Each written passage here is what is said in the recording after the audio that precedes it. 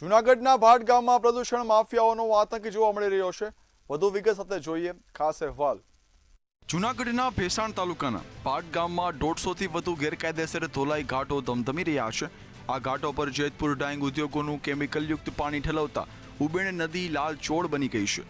આ પ્રદૂષિત પાણી જાલણસર, માખીયાળા, ધંધુસર, મજેવડી અને બાલોડ જેવા 5થી વધુ ગામો સુધી પહોંચી ગયું છે, જેના લીધે સ્થાનિક લોકોને ચામડીના ગંભીર રોગો થઈ રહ્યા છે। જે બાલોડ ગામમાં જે નદી પસાર થઈ રહી છે ઉબેણ, એનો પ્રશ્ન છે, જેમાં બહુ જ ગંદુ પાણી છે અત્યારે હાલની સ્થિતિમાં, કે પીવા લાયક છે જ નહીં કોઈ જાતનું।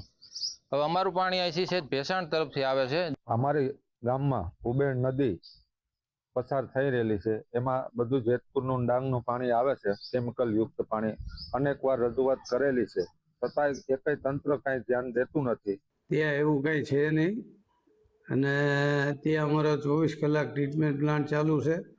પાણી શુદ્ધ કરેલું અમે ત્યાં નીલગીરી વાવેલી છે 500 વીઘામાં, એની અંદર પાણી જાય છે, એટલે એ વાતમાં કોઈ તથ્ય અને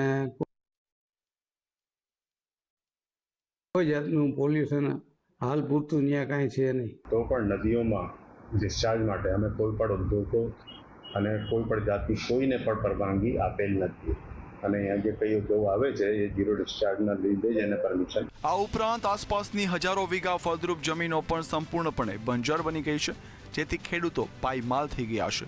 આ અંગે સ્થાનિકો દ્વારા વારંવાર ઉચ્ચ સ્તરે ઉગ્ર રજૂઆત કરવામાં આવી છે, તેમ છતાં તંત્ર દ્વારા હજુ સુધી કોઈ નક્કર કાર્યવાહી કરવામાં આવી નથી। તંત્ર માત્ર તપાસના નામે નાટક કરીને પ્રદૂષણ માફિયાઓને છાવરી રહ્યું હોવાના ગંભીર આક્ષેપો કરવામાં આવી રહ્યા છે।